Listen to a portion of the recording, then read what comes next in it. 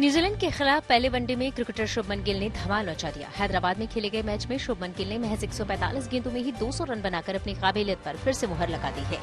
शुभमन की आतिशी पारी में 9 छक्के और 19 चौकों की बरसात शामिल थी। वनडे में दोहरा शतक जड़ने वाले शुभमन गिल 5वें भारतीय बल्लेबाज बन गए हैं। आखिर 149 गेंदों में 208 रन बनाकर शुभमन पवेलियन लौटे। शुभमन के नाम एक और रिकॉर्ड शामिल हो चुका है और वो है पिछली पारी में शतक जड़ने के बाद डबल सेंचुरी बनाने का। शुभमन के दमदार प्रदर्शन के दम पर टीम इंडिया ने न्यूजीलैंड को जीत के लिए 350 रन का बड़ा लक्ष्य दिया। शुभमन की पारी कितनी कीमती थी, इसका अंदाजा आप इसी बात से लगा सकते हैं कि उनके बाद रोहित शर्मा का स्कोर 34 रन का ही था। एशियन गेम्स और कॉमनवेल्थ खेलों में गोल्ड मेडल जीतने वाली विनेश फोगाट और ओलंपिक में कांस्य पदक जीतने वाली पहलवान साक्षी मलिक ने भारतीय कुश्ती संघ के अध्यक्ष बृजभूषण शरण सिंह पर यौन उत्पीड़न का आरोप लगाया है। साथ ही विनेश फोगाट ने जान से मारने की धमकी देने का भी आरोप लगाया है। महिला पहलवानों के आरोपों से बृजभूषण शरण सिंह ने इनकार किया और कहा कि आरोप सही हो तो वो फांसी के लिए तैयार हैं। पहलवानों और फेडरेशन के बीच पिछले कुछ दिनों से तनातनी चल रही है। आज मामले ने उस वक्त तूल पकड़ लिया जब देश के नामचीन पहलवान जंतर मंतर पर धरने पर बैठ गए। ये खिलाड़ी नेशनल फेडरेशन के मनमाने रवैये का विरोध कर रहे हैं। तेलंगाना के खम्माम में राज्य के सीएम के चंद्रशेखर राव ने रैली की। केसीआर की पार्टी टीआरएस का नाम बीआरएस होने के बाद ये पहला सार्वजनिक कार्यक्रम था। रैली में विपक्ष के कई दिग्गजों ने शिरकत की। समाजवादी पार्टी के मुखिया अखिलेश यादव, आम आदमी पार्टी के संयोजक अरविंद केजरीवाल और पंजाब के सीएम भगवंत मान भी रैली में मौजूद रहे। केरल के सीएम पी विजयन और सीपीआई के डी राजा भी रैली में मौजूद थे। केसीआर की रैली में अखिलेश यादव ने बीजेपी पर निशाना साधा और पीएम मोदी के 400 दिनों वाले टारगेट पर पलटवार किया। उन्होंने कहा कि बीजेपी ने खुद ही मान लिया कि बस 400 दिनों में उनकी छुट्टी होने वाली है। दिल्ली के सीएम अरविंद केजरीवाल ने भी बीजेपी पर निशाना साधा। राहुल गांधी की हिमाचल में एक दिन की भारत जोड़ो यात्रा समाप्त हो गई। यात्रा के दौरान राहुल गांधी ने इंदौरा में काठगढ़ महादेव मंदिर जाकर विधिवत पूजा अर्चना की। उन्होंने शिव परिवार स्तुति मंत्र से प्राचीन शिवलिंग की आराधना की। मंदिर के पुजारी ने राहुल गांधी से भगवान गणेश, माता पार्वती और भगवान शिव की पूजा करवाई। इस बीच कांगड़ा में उन्होंने एक बार फिर बीजेपी पर निशाना साधा। कल राहुल गांधी की भारत जोड़ो यात्रा जम्मू कश्मीर में प्रवेश करेगी। कश्मीर में सुरक्षा एजेंसियों ने भारत जोड़ो यात्रा को लेकर सिक्योरिटी अलर्ट जारी किया है और कई जगहों पर पैदल यात्रा नहीं करने की नसीहत दी है। पंजाब में राहुल गांधी की भारत जोड़ो यात्रा के निकलते ही कांग्रेस को बड़ा झटका लगा। पार्टी के वरिष्ठ नेता मनप्रीत सिंह बादल ने कांग्रेस छोड़ दी और बीजेपी में शामिल हो गए। मनप्रीत बादल राहुल गांधी की भारत जोड़ो यात्रा में शामिल नहीं हुए थे। इससे पहले भी मनप्रीत कई पार्टियां बदल चुके हैं। मनप्रीत बादल प्रकाश सिंह बादल के भतीजे और सुखबीर बादल के चचेरे भाई हैं। 2016 में उन्होंने बादल परिवार के खिलाफ कांग्रेस से हाथ मिला लिया था। मनप्रीत सिंह लेफ्ट के साथ भी रहे, अपनी पार्टी बनाई और फिर एसएडी के साथ ही कांग्रेस में भी रहे और अब वो बीजेपी में शामिल हो गए हैं। पंजाब के पूर्व वित्त मंत्री रहे मनप्रीत बादल विजिलेंस ब्यूरो के रडार पर हैं। मनप्रीत पर गेहूं और धान ढुलाई में फर्जी कंपनियां बनाकर सरकारी खजाने को लूटने का आरोप है। दिल्ली विधानसभा में आम आदमी पार्टी के विधायक मोहिंदर गोयल ने नोटों की गड्डी लहराई और आरोप लगाया कि उन्हें खरीदने की कोशिश की गई। गोयल ने आरोप लगाया कि दिल्ली के अम्बेडकर अस्पताल में माफिया पैसे लेकर नौकरियां दे रहा है। मुझे चुप रहने के लिए रिश्वत देने की कोशिश की गई। गोयल 15 लाख के नोटों की गड्डी झोले में लेकर विधानसभा पहुंचे थे।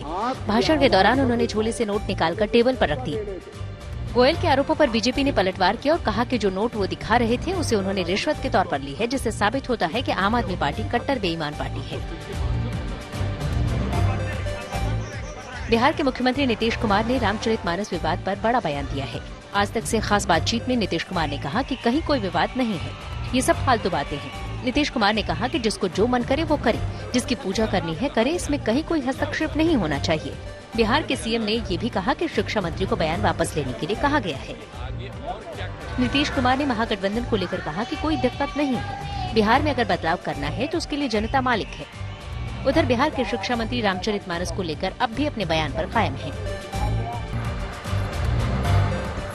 लद्दाख में कड़ाके की ठंड के बाद हालात बेहद खतरनाक हैं। द्रास में न्यूनतम तापमान 0 से 29.2 डिग्री सेल्सियस नीचे रिकॉर्ड किया गया। वहीं कारगिल में -20.6 डिग्री सेल्सियस और लेह में पारा -15.6 डिग्री सेल्सियस तक लुढ़क गया। ठंड ऐसी कि कम बहाव वाले नदी नाले पूरी तरह ठोस बर्फ बन चुके हैं। बहुत कम लोग बाजार में आ रहे हैं। द्रास में आज पारा इतना कम है कि लोगों को फ्रीजर में होने का एहसास हो रहा है। उधर जम्मू कश्मीर में शीतलहर जारी है। मौसम विभाग के मुताबिक 19 से 21 जनवरी तक जम्मू और कश्मीर के कुछ हिस्सों में बारिश और बर्फबारी हो सकती है। इस बीच उत्तराखंड के पहाड़ों पर भी भारी बर्फबारी हो रही है। बर्फबारी की वजह से केदारनाथ में पुनर्निर्माण के काम में लगे मजदूर लौट आए हैं।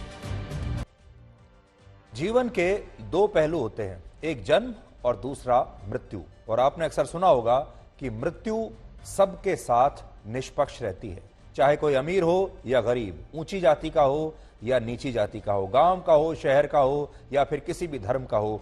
मृत्यु समान रूप से सबका काल बनती है, किसी को कभी कोई डिस्काउंट नहीं देती, मृत्यु पर कोई सिफारिश नहीं चलती और मृत्यु को आप रिश्वत भी नहीं दे सकते। यानी मृत्यु हमेशा समय पर पहुंचती है, कभी देर से नहीं आती। लेकिन जो जीवन है वो हमेशा पक्षपात करता है और यह पक्षपात जन्म के साथ ही शुरू हो जाता है। जन्म ही आपको अमीर और गरीब बनाता है, क्योंकि कैसे परिवार में आप जन्म लेते हैं आपका आगे का जीवन उस पर बहुत कुछ निर्भर करता है। और जन्म से ही आपको जाति और धर्म में भी बांट दिया जाता है। लेकिन परिश्रमी लोग जन्म के साथ हुई इस नाइंसाफी को अक्सर जीत लेते हैं। और आज हम आपको एक ऐसे ही खिलाड़ी की कहानी बताएंगे जिसके साथ जीवन ने नाइंसाफी तो बहुत की, लेकिन आज ये खिलाड़ी अपनी मेहनत के बल पर भारत की हॉकी टीम का स्टार प्लेयर बन चुका है। भारत की टीम का एक खिलाड़ी ऐसा है जिसने इस मंच पर चमकने के लिए अपने अंधेरे को हराया है और इस खिलाड़ी का नाम है नीलम संजीव सेस और ये खिलाड़ी सिर्फ 25 साल का है। नीलम भारत की हॉकी टीम के स्टार डिफेंडर हैं और वो इस समय हॉकी के वर्ल्ड कप टूर्नामेंट में भारतीय टीम के लिए शानदार प्रदर्शन कर रहे हैं। लेकिन क्या आप इस बात की कल्पना कर सकते हैं कि जो खिलाड़ी हॉकी के वर्ल्ड कप में भारत के लिए भारत का नेतृत्व कर रहा हो, उस खिलाड़ी का परिवार आज भी एक छोटे से मकान में रहता है जिसकी दीवारें और छत भी मिट्टी और फूस के बने हुए हैं। नीलम संजीव का परिवार उड़ीसा के सुंदरगढ़ जिले के एक छोटे से आदिवासी गांव में रहता है और जब उन्होंने हॉकी खेलनी शुरू की तब उनके सामने परिवार की गरीबी सबसे बड़ी चुनौती थी और खुद उनके माता पिता शुरुआत में उनके हॉकी खेलने के बहुत खिलाफ थे, क्योंकि उन्हें लगता था कि गरीबी उनके बेटे को कभी बड़ा नहीं बनने देगी।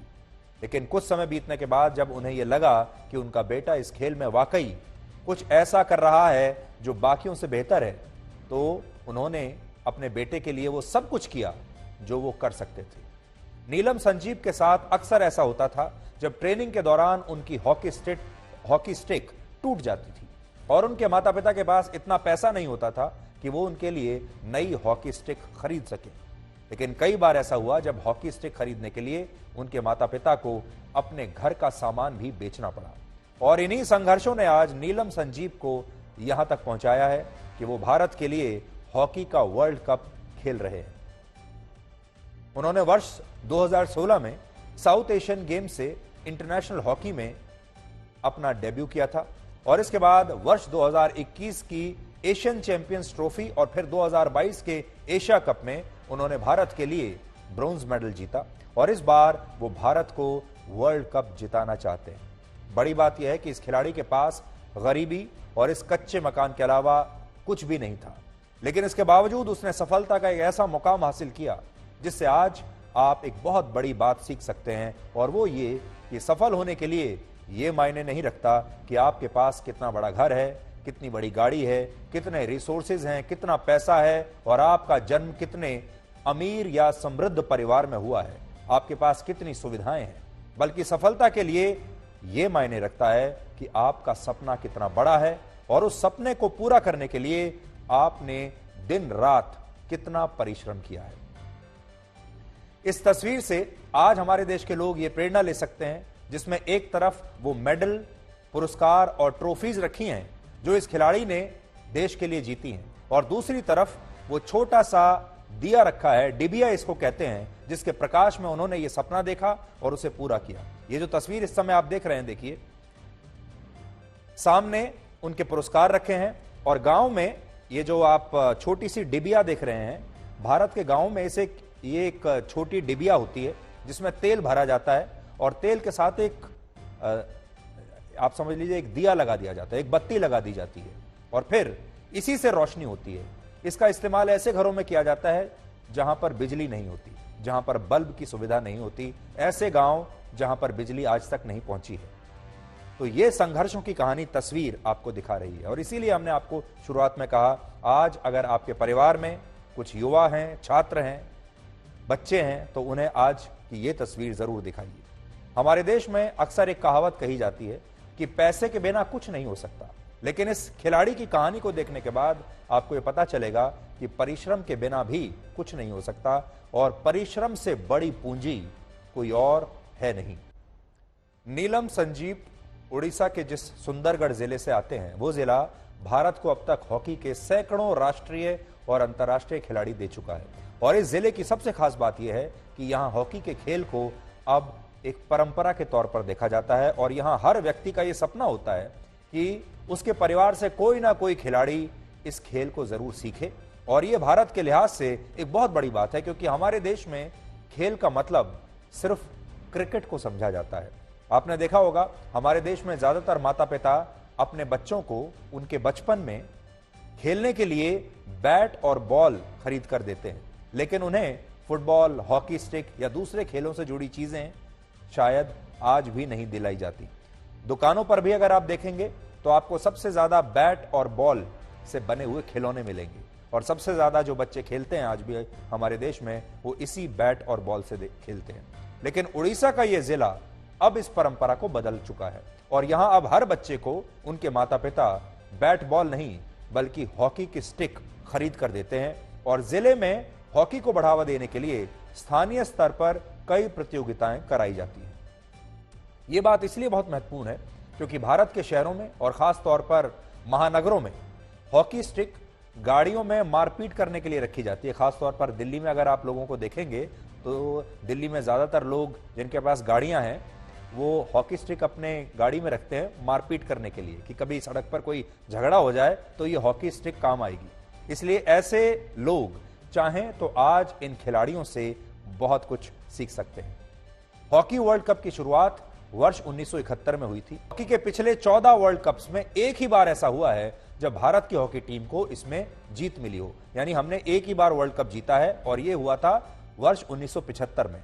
और उस समय की एक तस्वीर आज हमने आपके लिए निकाली है, जिसमें आप भारतीय हॉकी टीम को तत्कालीन प्रधानमंत्री इंदिरा गांधी के साथ देख सकते हैं। और 47 वर्षों के बाद अब एक बार फिर से यह उम्मीद है कि भारत इस बार हॉकी का वर्ल्ड कप जीत सकता है, जो कि भारत की जमीन पर ही इस समय हो रहा है। फिलहाल भारत की हॉकी टीम ग्रुप डी में दूसरे नंबर पर है, और उसे क्वार्टर फाइनल में जगह बनाने के लिए अपना अगला मैच वेल्स की टीम से जीतना होगा। तो ये आज बहुत ही प्रेरणा देने वाली खबर है, खास तौर पर हमारे युवाओं के लिए। हमने इस खबर को आज सबसे पहले रखा ब्लैक एंड व्हाइट में। कहने को तो हमारे देश में राजनीति होती रहती है, चुनावों के लिए भाषणबाजी होती रहती है, डिबेट्स होते रहते हैं, न जाने क्या क्या होता रहता है, लेकिन 9 बजे के शो में प्राइम टाइम में आपको पॉजिटिव न्यूज बहुत ही कम लोग दिखाते हैं, जिससे आपके बच्चों पर अच्छा असर पड़ सके, आपके बच्चे, हमारे देश के युवा कोई प्रेरणा ले सके। खबरों में आपको ऐसी कोई कहानी क्यों नहीं दिखाई देती जिससे आप प्रेरणा ले सके, और यही कोशिश आज हमने की है आपके लिए। अब दूसरी खबर देखिए, ये भी आज के युवाओं के लिए है और आपके परिवार में जो बच्चे हैं, जो युवा हैं, उनके लिए है। पहली खबर हमने दिखाई आपको हॉकी से, अब खबर दिखाते हैं क्रिकेट से। लेकिन इन दोनों में एक समानता है, समानता है दोनों खिलाड़ियों की कहानी, समानता है संघर्ष की कहानी। समानता यह है कि जीवन जब आपके साथ नाइंसाफी करता है तो आप कैसे अपने परिश्रम से उस नाइंसाफी को भी इंसाफ में बदल देते हैं। और आज उस खिलाड़ी की बात करेंगे आपके साथ, जिसके बारे में आज हमारे देश में पूरे दिन बात होती रही, और इस खिलाड़ी का नाम है शुभमन गिल। आपने कपड़े की मिल के बारे में सुना होगा, चीनी की मिल के बारे में सुना होगा, बहुत तरह की मिल होती हैं, लेकिन भारत के बल्लेबाज शुभमन गिल ने आज रनों की मिल लगा दी है। आज उन्होंने न्यूजीलैंड के खिलाफ हुए पहले वनडे मैच में दोहरा शतक लगाकर कई नए रिकॉर्ड्स बनाए हैं, लेकिन इन रिकॉर्ड्स के पीछे संघर्षों की भी एक कहानी है, और आज हम आपको शुभमन गिल की इसी संघर्षों वाली कहानी के बारे में बताना चाहते हैं। किसने कितने रन बनाए, मैच में क्या हुआ, रणनीति कहां सही हुई, कहां गलत हुई, ये विश्लेषण तो आप देख ही लेंगे भारत के स्पोर्ट्स चैनल्स पर, और दूसरी जगह विशेषज्ञ आपको बता देंगे। लेकिन ये जो आज तस्वीर आप देख रहे हैं शुभमन गिल की, इसके पीछे कौन सी कहानी है, हम आपको बस ये बताना चाहते हैं। लेकिन उससे पहले आपको यह बताते हैं कि आज शुभमन गिल ने कितने नए रिकॉर्ड बनाए हैं। शुभमन गिल सबसे कम उम्र में डबल सेंचुरी यानी दोहरा शतक लगाने वाले दुनिया के पहले बल्लेबाज बन गए हैं और उन्होंने 149 गेंदों पर 208 रन बनाए। इसके अलावा दुनिया में अब तक 8 खिलाड़ियों ने ही किसी वनडे मैच में दोहरा शतक लगाया है। 50 ओवर के वनडे मैच में सिर्फ 8 खिलाड़ियों ने दोहरा शतक लगाया है और इन 8 में से भी 5 खिलाड़ी भारत के हैं। इसके अलावा रोहित शर्मा दुनिया के इकलौते ऐसे खिलाड़ी हैं जो 1-2 नहीं बल्कि 3 बार वनडे मैचों में डबल सेंचुरी लगा चुके हैं। यानी अगर आप देखेंगे तो भारत के बल्लेबाजों के लिए 200 रनों का पहाड़ चढ़ना कोई मुश्किल बात नहीं है। और हमारा देश असल में इसीलिए कहा जाता है हमारा देश बल्लेबाजों का देश है। और आपने देखा भी होगा कि हमारे देश में हर किसी को, जब बचपन में हम क्रिकेट खेलते हैं, गली क्रिकेट जो खेलते हैं, तो हर कोई सिर्फ बैटिंग ही करना चाहता है, सबको बैटिंग करने का शौक है। और इसीलिए आपने ये भी देखा कि भारत जो है वो धीरे धीरे बल्लेबाजों का देश बन गया, बल्लेबाजों की टीम बन गया। हमारे पास बल्लेबाज एक से एक हैं और ये लाइनअप देखकर आप समझ जाएंगे। हालांकि अब हमारे पास बॉलर्स भी बहुत अच्छे हैं, लेकिन फिर भी हम ये कहेंगे कि भारत बल्लेबाजों का देश है। शुभमन गिल वनडे फॉर्मेट में सबसे तेज 1000 रन बनाने वाले भारतीय खिलाड़ी भी बन गए हैं। उन्होंने सिर्फ 19 मैचों में 1000 रन पूरे कर लिए हैं, जबकि विराट कोहली और शिखर धवन ने 1000 रन पूरे करने के लिए 24 मैच खेले थे।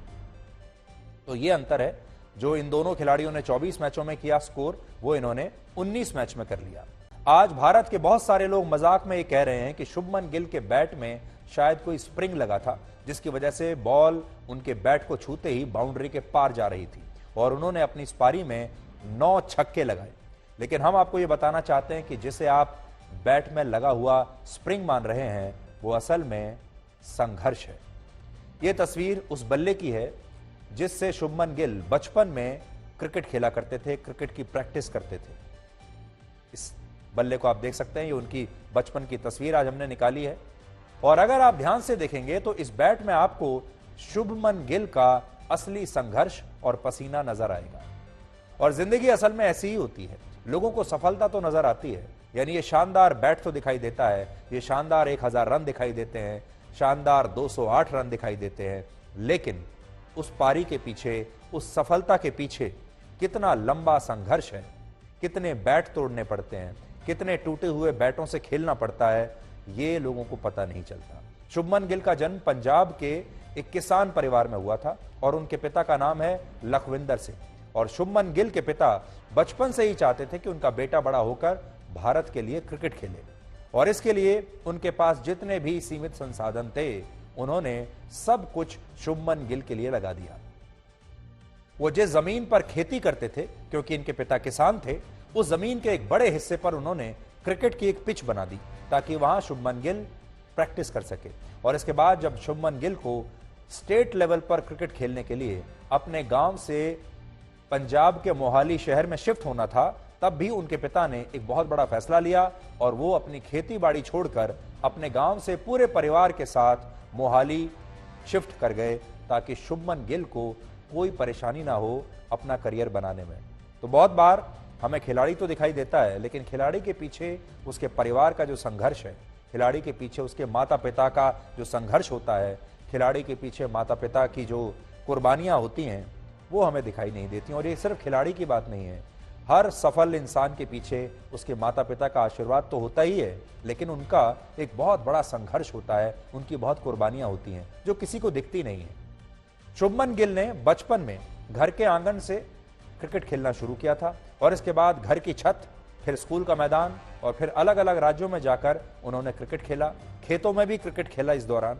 और आज वो इस मुकाम पर हैं कि पूरा देश उनकी बात कर रहा है। और पूर्व क्रिकेटर वीरेंद्र सहवाग ने आज सोशल मीडिया पर लिखा है, गिल है कि मानता नहीं। ये भी बड़ा दिलचस्प है देखना कि हमारा पड़ोसी देश चीन लगातार बूढ़ा हो रहा है।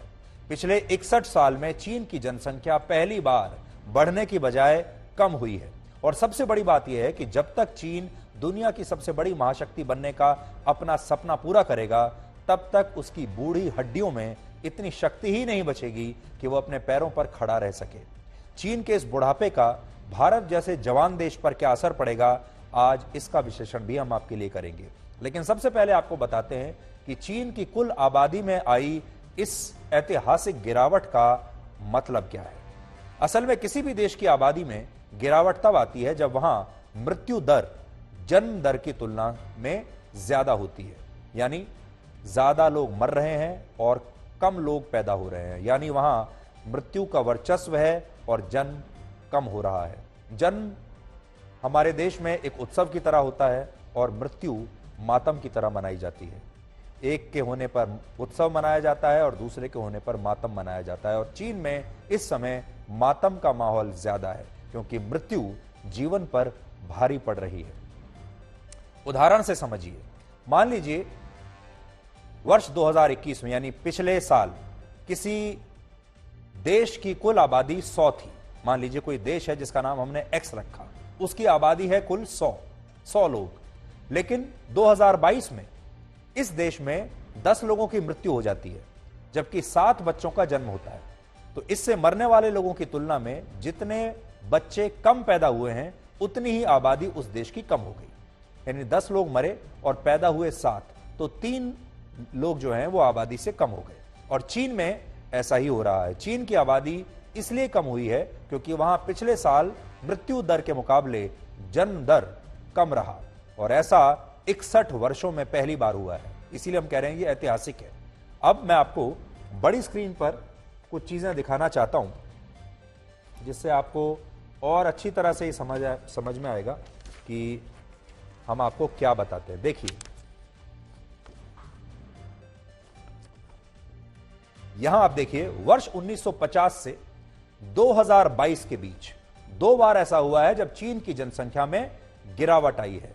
पहली बार वर्ष 1960 और फिर वर्ष 1961 में चीन की आबादी में कमी देखी गई। देखिए आप, ये 1960 में जब आप देखेंगे यहां कमी देखी गई।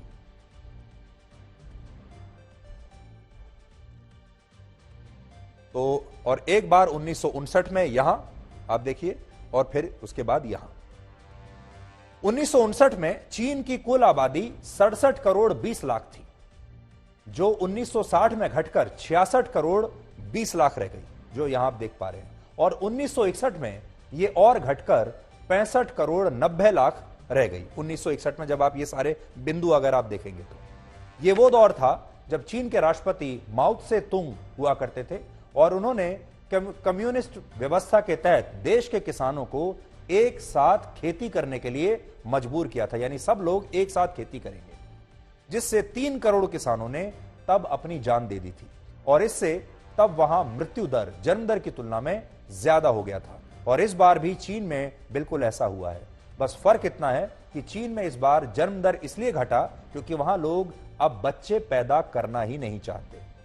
तो वर्ष 2021 में चीन की कुल आबादी 141 करोड़ 26 लाख थी, जो 2022 में कम होकर 141 करोड़ 17 लाख 50 हजार रह गई है। यहां आप देखिए, ये 20 और 21 के आंकड़े हैं, और कैसे आप देख सकते हैं यहां पर कि जन्म दर अब लगातार यहां से 2020 से लगातार कम होती जा रही है, और ये चीन के लिए सबसे बड़ी चिंता का विषय है। आप अगर पूरा ग्राफ देखेंगे शुरू से लेकर आखिर तक 1950 से लेकर यहां होते होते, तो आप देख पाएंगे कि अब जन्म दर बहुत कम हो गई है, और यह पहली बार हुआ है 60 साल में। यानी एक साल में चीन की आबादी 8.5 लाख कम हो गई, और यह एक बहुत बड़ा नंबर माना जाएगा। बड़ी बात यह है कि अब चीन की आबादी का ग्रोथ रेट माइनस में जा चुका है, और वहां अगले 50 से 100 वर्षों में आबादी कम होने का यह सिलसिला ऐसे ही जारी रहने की आशंका है। और इसकी वजह वही है जिसके बारे में हमने आपको शुरुआत में बताया, यानी मृत्यु दर और जन्म दर में वहां पर असंतुलन पैदा हो गया है। वर्ष 2022 में चीन में 1 करोड़ 4 लाख से ज्यादा लोगों की मौत हुई, जबकि इसी साल 95 लाख 56 हजार बच्चों ने जन्म लिया, और इस तरह मरने वाले लोगों में और जन्म लेने वाले बच्चों में लगभग 8.5 लाख का अंतर रह गया, और इतनी आबादी चीन की कम हो गई। अभी चीन में देखिए, चीन में मृत्यु दर, जन्म और मृत्यु दर प्रति 1000 लोगों पर हम आपको यहां पर दिखा रहे हैं। 1000 लोगों पर 7.37 लोगों की मृत्यु हो रही है, जबकि प्रति 1000 लोगों पर जन्म लेने वाले बच्चों की जो संख्या है वो 6.77 है। यहां आप देख सकते हैं ये। तो आप देखिए, हम 1950 से आपको 2022 का आंकड़ा यहां दिखा रहे हैं। काले रंग की जो लाइन है ये जन्म दर है और लाल रंग की जो लाइन आप देख रहे हैं ये मृत्यु दर है। तो आप देखिए यहां पर पहले कितना फर्क था, जन्म दर कितना ऊपर था और मृत्यु दर कितनी नीचे थी। यहां आप सबसे ज्यादा अंतर आप यहां देख पाएंगे। और धीरे धीरे धीरे जब आप आगे चलेंगे तो दोनों में अंतर कम होता चला गया और कम होता चला गया, और अब ये लाइन, इस काली जो लाइन है ये लाल रेखा को काट कर और नीचे आ गई है। चीन का अनुमान था कि उसकी आबादी में यह गिरावट वर्ष 2025 के बाद या 2025 में जाकर शुरू होगी, लेकिन इसकी शुरुआत 2021 और 2022 से ही हो गई। यानी ये जो स्थिति है ये 4 साल पहले ही आ गई। अब समझने वाली बात यह है कि अगर चीन की ये जनसंख्या इसलिए कम होती है क्योंकि वहां किसी वजह से ज्यादा लोग मर गए होते, कोई आपदा आ गई होती, कोविड की वजह से बहुत सारे लोग मारे गए होते, जैसा कि वर्ष 1961 में हुआ था, तब उसके लिए ज्यादा चिंता वाली बात नहीं थी। लेकिन यहां हो यह रहा है कि चीन की मृत्यु दर तो पिछले कुछ दशकों से स्थिर है, लेकिन उसकी जन्म दर में लगातार गिरावट हो रही है। यानी वहां लोग अब बच्चे पैदा करना ही नहीं चाहते। पहले इसका कारण यह है कि चीन की सरकार ने वन चाइल्ड पॉलिसी लागू की थी और महिलाएं एक से ज्यादा बच्चे को जन्म नहीं दे सकती थी। लेकिन इसके बाद जब चीन में जन्म दर तेजी से कम होने लगी तो चीन ने वर्ष 2015 में, यानी पूरे 36 साल के बाद, वन चाइल्ड पॉलिसी को समाप्त करके सेकंड चाइल्ड पॉलिसी को लागू किया और 2021 में इसे भी बदलकर उन्होंने थर्ड चाइल्ड पॉलिसी लागू कर दी। लेकिन यह फैसला करने में चीन ने बहुत देर की। तो इससे आपको यह समझ में आएगा कि जब किसी देश का नेतृत्व, लीडरशिप कोई गलत फैसला लेती है और आगे चलकर भविष्य को ध्यान में रखकर वो फैसला नहीं लिया जाता तो उस देश में क्या होता है। तो पहले वन चाइल्ड पॉलिसी लागू कर दी और यह नहीं देखा कि आज से 30-40 साल के बाद, 50 साल के बाद इसका क्या नतीजा होगा, और अब नतीजा उल्टा हो गया। आज चीन में शादीशुदा लोग और जो कपल्स हैं वो अब 3 तो क्या, 1 बच्चा भी पैदा नहीं करना चाहते। वो चाहते हैं कि वो कोई बच्चा ना पैदा करें। तो इसका बड़ा कारण आप देखिए, जब वन चाइल्ड पॉलिसी आई थी तब वहां पर सरकार ने जबरदस्ती इसे लोगों पर लागू किया था। तब लोग वहां बच्चे पैदा करना चाहते थे, वो चाह रहे थे 2 बच्चे पैदा करना, 3 बच्चे पैदा करना, लेकिन तब सरकार ने इतनी जबरदस्ती के इस कानून को उनके ऊपर थोप दिया कि वो और बच्चे पैदा नहीं कर पाए।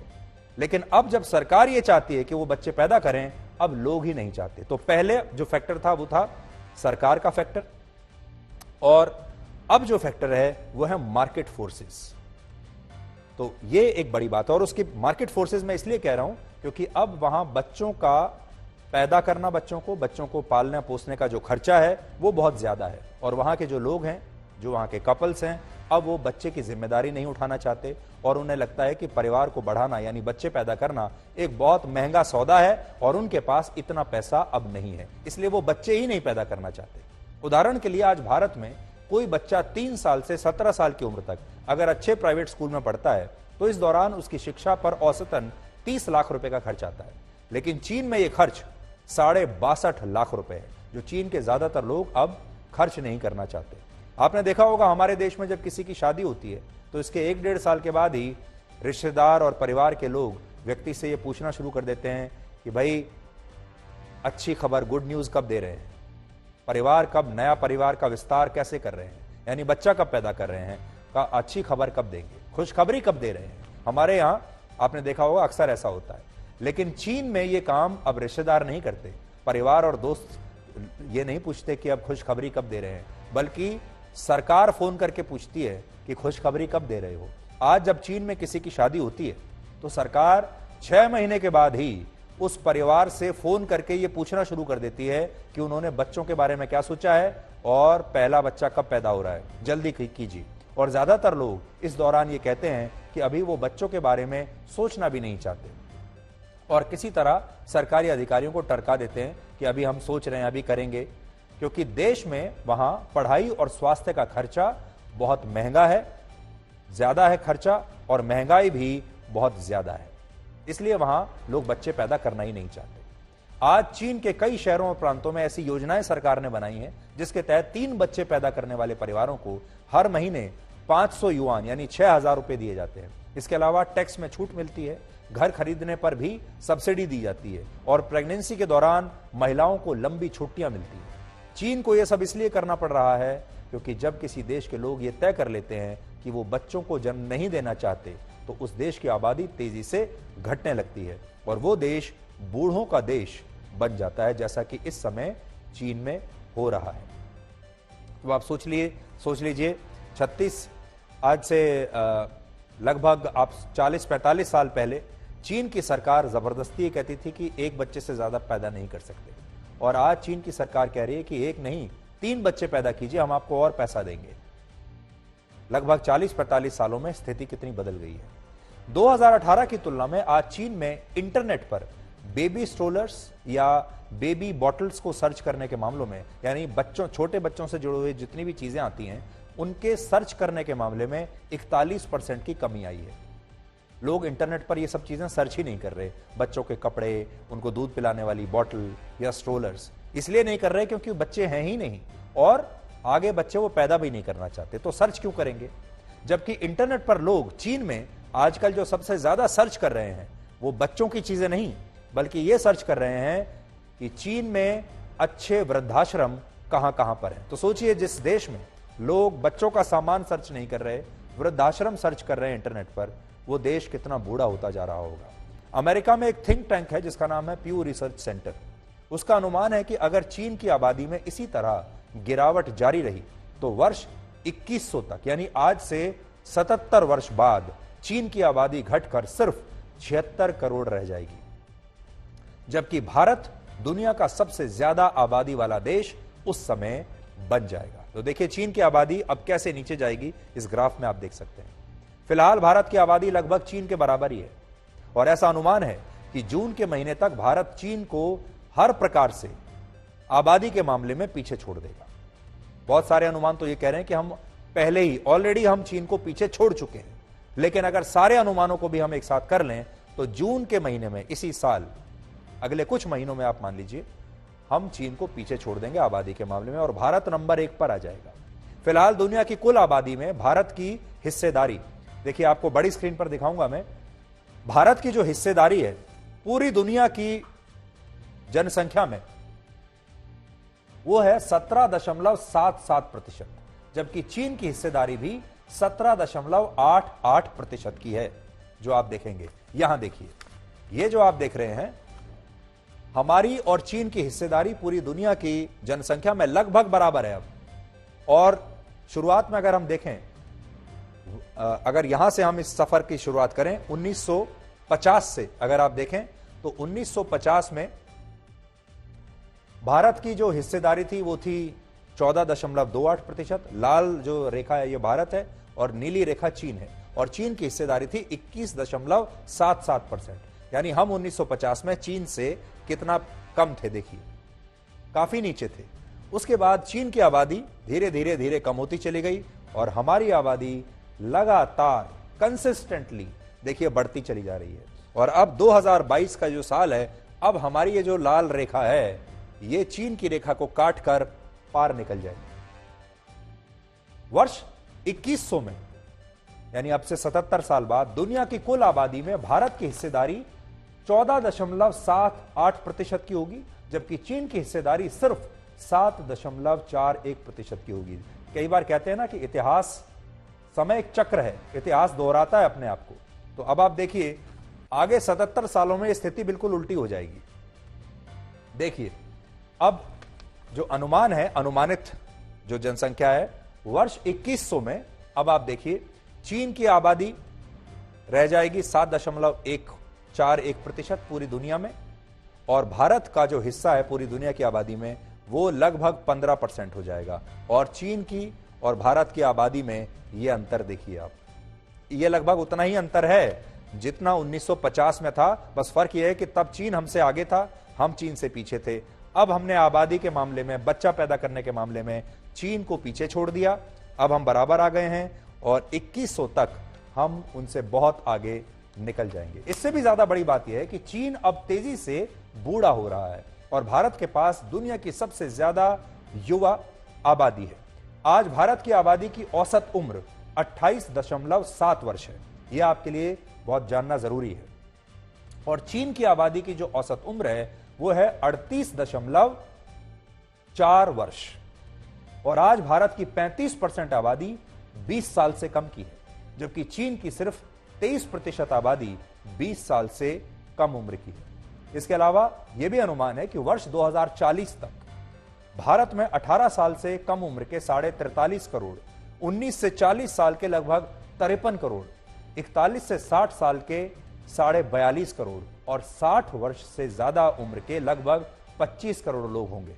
जबकि भारत की तुलना में चीन में 2040 तक 18 से कम उम्र के सिर्फ 25 करोड़ लोग होंगे, 19 से 40 वर्ष के 36 करोड़, 41 से 60 वर्ष के 40 करोड़ और 60 साल से ज्यादा उम्र के 43 करोड़ लोग होंगे। बड़ी बात देखिए ये है, जो बड़ा जो फैक्टर आपको दिखाई दे रहा है वो ये कि चीन में जो है बड़ी संख्या में लोग ऐसे आ जाएंगे जो 60 साल से ज्यादा उम्र के लोग हैं। 2030 में और 2040 में आप देख सकते हैं हमारे देश में 2040 में होंगे 24 करोड़ लोग जो 60 साल से ऊपर के हैं और चीन में होंगे लगभग 43 करोड़ लोग। और चीन को यह समझ में नहीं आएगा कि 43 करोड़ की इस आबादी का जो अब काम करने के लायक नहीं रही है, जो बूढ़ी हो चुकी है, उसका वो क्या करेगा। यानी चीन दुनिया का सबसे अमीर और सबसे शक्तिशाली देश बनना तो चाहता है। यह सपना उसने देखा है कि वो महाशक्ति बनेगा, एक दिन वो सबसे शक्तिशाली देश बनेगा, सबसे पैसे वाला देश बनेगा। लेकिन यह सपना पूरा होने से पहले ही चीन बूढ़ा हो जाएगा और इतना बूढ़ा हो जाएगा कि यह समृद्धि उसके लिए किसी काम की नहीं रहेगी। यह ठीक ऐसा ही है जैसे कोई व्यक्ति यह सपना देखे कि वो अपने जीवन में एक बहुत बड़ा बंगला बनाएगा, बहुत बड़ी गाड़ी रखेगा, बहुत पैसा कमाएगा, और जब उसे इतना बड़ा बंगला मिल भी जाए, बड़ी गाड़ी मिल जाए, पैसा भी मिल जाए, लेकिन वो ऐसे समय तक मिले जब तक वो इंसान 90 से 100 साल का अगर हो चुका हो तो ये बंगला और गाड़ी उसके किसी काम का नहीं रहेगा। यानी आपने बंगला तो बना लिया लेकिन उस बंगले में रहने वाला कोई नहीं है। आपने सारे संसाधन ले लिए लेकिन आपका शरीर इतना कमजोर हो चुका है कि अब आप उनका कोई सुख नहीं भोग सकते। यही हाल चीन का है। यानी जैसे कहते हैं ना कि जब जवानी थी तो पैसा नहीं था और जब पैसा आया तो जवानी नहीं रही। चीन की हालत अभी यही है और चीन के साथ बिल्कुल यही हो रहा है। जबकि भारत इस मामले में काफी भाग्यशाली है। आप भी हम कहेंगे कि बहुत भाग्यशाली हैं, लेकिन हम अपनी युवा शक्ति का कैसे इस्तेमाल करते हैं ये हमारे सामने सबसे बड़ी चुनौती होगी।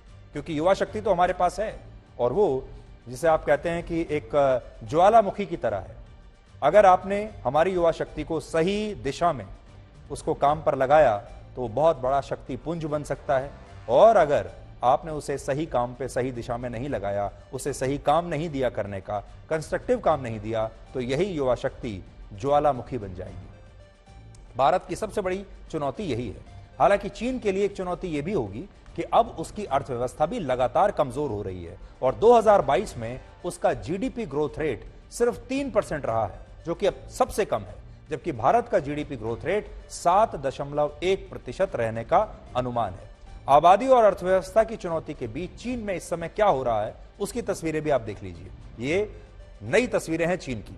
इस महीने की 22 तारीख को चीन अपना नया वर्ष मनाएगा, जिसे वहां ल्यूनर ईयर कहते हैं, ल्यूनर न्यू ईयर कहते हैं। चीन का जो नया साल है वो बाद में शुरू होता है और वहां इस मौके पर लोग सबसे ज्यादा यात्रा करते हैं, अंतर्राष्ट्रीय यात्राएं भी करते हैं और चीन के अंदर भी अपने घर जाते हैं, अपने परिवार से मिलते हैं, अपने गृह राज्य शहर जाते हैं। और इस समय भी चीन के एयरपोर्ट्स और बस अड्डों पर जबरदस्त भीड़ है क्योंकि लोग अपने अपने घर जा रहे हैं नए साल के मौके पर। इस समय चीन में हर दिन 10 लाख से ज्यादा लोग कोविड से संक्रमित हो रहे हैं और वहां बड़ी संख्या में लोगों की मौत हो रही है। और इसी वजह से अब चीन ने कोविड से जुड़े आंकड़े भी जारी करना बंद कर दिया है। आजकल हमारे देश में फिनलैंड की बड़ी चर्चा हो रही है और फिनलैंड की भी शिक्षा व्यवस्था पर बहुत चर्चा हो रही है। तो फिनलैंड की शिक्षा व्यवस्था में ऐसा क्या खास है कि सब उसके बारे में बात कर रहे हैं। दिल्ली के मुख्यमंत्री अरविंद केजरीवाल दिल्ली के कुछ शिक्षकों को यानी टीचर्स को फिनलैंड भेजना चाहते हैं ट्रेनिंग करने के लिए कि फिनलैंड में बच्चों को कैसे पढ़ाते हैं, उनकी जो एजुकेशन पॉलिसी है उसकी ट्रेनिंग करवाना चाहते हैं अपने टीचर्स को। और दिल्ली के उपराज्यपाल ने अभी इसकी इजाजत नहीं दी है, इसलिए इस पर बड़ी राजनीति हो रही है। आपने देखा होगा अरविंद केजरीवाल पदयात्रा सड़क पर करने के लिए निकले थे और जहां वो कह रहे हैं कि एलजी साहब, देखिए प्ले कार्ड्स उनके हाथ में जो दिख रहे हैं, एलजी साहब शिक्षकों को फिनलैंड जाने दो। तो आपके मन में भी ये सवाल होगा, राजनीति तो बहुत हो रही है लेकिन फिनलैंड में क्या खास है, आज आपको ये बताते हैं। इसलिए सबसे पहले आपको समझाते हैं कि आखिर फिनलैंड की शिक्षा व्यवस्था में ऐसा क्या है जो भारत की शिक्षा व्यवस्था से अलग है। आपको मशहूर फिल्म 3 इडियट्स का एक डायलॉग जरूर याद होगा, लाइफ इज अ रेस, अगर तेज नहीं भागोगे तो कोई तुम्हें कुचलकर आगे निकल जाएगा। यह भारत में हर बच्चे को सिखाया जाता है, तेज भागो, ज्यादा से ज्यादा नंबर लो, क्योंकि एक रेस है। भारत में जिस दिन से बच्चा स्कूल जाता है उसके साथ यह डायलॉग उसके जीवन पर लागू हो जाता है। पहले दिन से ही बच्चा पढ़ाई नहीं बल्कि सबसे आगे रहने की रेस में शामिल हो जाता है। भले ही पढ़ने में उसका मन लगे या ना लगे, लेकिन उसका एक ही उद्देश्य होता है, ज्यादा से ज्यादा नंबर लेना। और हर बच्चे के और उसके माँ बाप के मन में सबसे बड़ा जो डर होता है वो ये कि कहीं बच्चा फेल ना हो जाए और बच्चे के नंबर कम ना रह जाए। तो पहला अंतर तो यह कि फिनलैंड में ऐसा नहीं है। वहां ऐसा क्या है जो हमसे अलग है, तो बताते हैं आपको, 7 पॉइंट्स में समझाते हैं। पहला, फिनलैंड में स्कूल जाने के बाद सबसे पहले बच्चों की एक साइकोलॉजिकल काउंसलिंग की जाती है, जिसमें यह देखा जाता है कि बच्चे को क्या अच्छा लगता है। बच्चे की समझ और रुचि के हिसाब से उनका एक अलग ग्रुप बनाया जाता है और फिर उन्हें पढ़ाई के साथ साथ दूसरी एक्टिविटी शुरुआत से कराई जाती हैं। यानी वहां जबरदस्ती बच्चे को पढ़ाई में आगे रखने वाली सोच नहीं है। दूसरा, फिनलैंड में छोटी उम्र से ही बच्चों पर पढ़ाई का बोझ नहीं डाला जाता। हमारे देश में बच्चे के 3 साल पूरा होते ही माता पिता स्कूलों के फॉर्म भरने शुरू कर देते हैं। 3 से 5 साल तक बच्चा LKG, UKG, KG इनकी पढ़ाई करता है और फिर पहली कक्षा में आता है। लेकिन फिनलैंड में बच्चों के स्कूल जाने की उम्र है 7 वर्ष और पढ़ाई की शुरुआत पहली क्लास से ही होती है। यहां बच्चों के कंधों पर भारी भरकम स्कूल बैग नहीं होता। स्कूल बैग क्लासरूम में ही रखे जाते हैं और बच्चे को किताब कॉपी की जगह प्रैक्टिकल तरीके से पढ़ाया जाता है। संगीत, आर्ट, हैंडीक्राफ्ट ये सब सिखाया जाता है। हर क्लास के बाद बच्चों को 15 मिनट का एक ब्रेक दिया जाता है। हर क्लास के बाद जिस 15 मिनट में वो ब्रेक ले सकते हैं, खेल कूद कर सकते हैं। फिनलैंड में भारत की तरह कोई निश्चित पाठ्यक्रम नहीं है, कोई सिलेबस नहीं होता। बच्चे की सीखने की क्षमता और रुचि के मुताबिक हर बच्चे को अलग अलग तरीके से पढ़ाया जाता है, यानी कोई निश्चित सिलेबस नहीं है। चौथा पॉइंट, हमारे देश की शिक्षा व्यवस्था ऐसी है कि स्कूल से आने के बाद भी बच्चा खुद को असल में स्कूल में ही पाता है, क्योंकि हमारे यहाँ होमवर्क बहुत मिलता है। तो बच्चा स्कूल से घर तो आ जाता है लेकिन मानसिक रूप से स्कूल में ही रहता है। भारत में हर बच्चे को औसतन 2 घंटे का कम से कम होमवर्क मिलता है, कुछ केसेस में तो इससे ज्यादा ही है। लेकिन फिनलैंड में आधे घंटे से भी कम समय का होमवर्क मिलता है, जिससे बच्चों का घर और स्कूल की लाइफ में जो बैलेंस है वो बना रहता है। घर में घर की जिंदगी, स्कूल में स्कूल की जिंदगी। एक बार घर आ गए तो स्कूल की जिंदगी खत्म। 5वां पॉइंट, फिनलैंड में 10वीं क्लास तक परीक्षा पास करने या ज्यादा नंबर लाने का कोई तनाव किसी बच्चे पर नहीं होता, जबकि भारत में छात्रों की योग्यता नंबर के आधार पर ही तय होती है और ये जो नंबर वाला जो जिन्न है ये बच्चों का हमेशा पीछा करता रहता है। फिनलैंड में जब तक छात्र 16 वर्ष का ना हो जाए उसे कोई एग्जाम नहीं देना होता। पहली परीक्षा छात्र की होती है 10वीं क्लास में और वो भी अनिवार्य नहीं है। 6ठा पॉइंट, हमारे देश में शिक्षा का पहला उद्देश्य नौकरी माना जाता है। हम क्यों पढ़ते हैं? बचपन से ही नौकरी पाने के लिए। अल्टीमेट जो हमारा गोल है, उद्देश्य है, वो है नौकरी पाना, इसलिए हम पढ़ते हैं। इसलिए हमारे यहां शिक्षा नीतियां भी ऐसी ही बनी जिनका झुकाव नौकरी की तरफ होता है। लेकिन फिनलैंड में ऐसा नहीं है। वहां 9वीं क्लास से छात्रों को वोकेशनल कोर्स चुनने का विकल्प मिलता है। अगर छात्रों को कॉलेज की पढ़ाई नहीं करनी तो वो वोकेशनल कोर्स करके अपना कोई काम शुरू कर सकते हैं। 7वां पॉइंट, फिनलैंड में टीचर्स नियुक्त करने की परीक्षा सबसे बड़ी परीक्षा मानी जाती है, जबकि हमारे देश में सिविल सर्विसेज या JEE पास करना या कोई और IIT IIM की परीक्षा पास करना बड़ा माना जाता है। लेकिन फिनलैंड में टीचर एजुकेशन इंस्टीट्यूट में एडमिशन पाना हर छात्र का सपना होता है। यानी वहां जो टीचिंग का जो प्रोफेशन है उसे सबसे अच्छा माना जाता है और हर कोई व्यक्ति टीचर बनना चाहता है। टीचर बनने के बाद हर वर्ष ट्रेनिंग देकर टीचर को अपडेट किया जाता है। अब सवाल यह है कि क्या भारत में सिस्टम को लागू किया जा सकता है? कुछ हद तक लागू किया जा सकता है, कुछ हद तक नहीं। भारत की जनसंख्या 140 करोड़ है, फिनलैंड की जनसंख्या सिर्फ 55 लाख है। अकेले दिल्ली की जनसंख्या फिनलैंड से 4 गुना ज्यादा है। हमारी जनसंख्या ज्यादा है, इसलिए स्कूल, कॉलेज, नौकरी हर जगह सीट बहुत कम है, सीमित जगह है। अगर किसी कॉलेज में सीट 200 है और एडमिशन चाहने वाले छात्र 10,000 हैं या 20,000 हैं, तो आप कैसे चुनेंगे कि जो बेहतरीन 200 हैं वो कौन है? इसके लिए आपको परीक्षा लेनी ही पड़ेगी और बहुत कड़ी परीक्षा लेनी पड़ेगी, और जो पास होगा उसको एडमिशन मिलेगा। मैं ये नहीं कह रहा कि हमारी शिक्षा व्यवस्था उनके मुकाबले बहुत खराब है या अच्छी है। हमारी चुनौतियां अलग हैं। हमारे पास 140 करोड़ ये देश है, हमारे पास संसाधन, स्कूल, कॉलेज, टीचर्स वो बहुत सीमित है। इसलिए अरविंद केजरीवाल अगर चाहें तो हमने वहां बिना जाए ये सारे नोट्स बना लिए हैं, और वो चाहें तो अपने शिक्षकों को वहां ना भेजकर भी यहीं बैठे बैठे भी उससे सीख सकते हैं। और मशहूर उर्दू लेखक मंटो ने एक बार कहा था, सच को चाहे शक्कर में ही क्यों ना डुबो दिया जाए, उसकी कड़वाहट कभी कम नहीं होती।